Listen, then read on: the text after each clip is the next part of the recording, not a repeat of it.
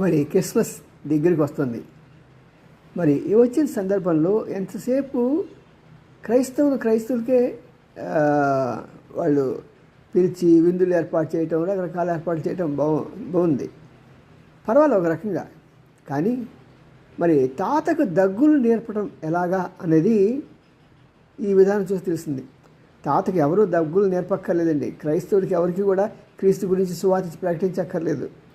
మీరు ఒకసారి కనుక జాగ్రత్తగా ఆలోచిస్తే క్రీస్తుని గురించి మీరు చక్కగా వివరించాలంటే మీ ప్రవర్తన, మనం పక్కవాడితో ఎలాగున్నాం, చిన్న చిన్న విషయాల్లో కూడా మనం పెద్ద తగాదాలకు వెళ్తున్నామా, లేకుంటే మన క్రీస్తు ప్రేమతో పక్కన ఉన్న వారిని మనం చారితీస్తున్నామా అనే విషయాన్ని ఎవరికి వాళ్ళు పరిశీలించుకోవాలి.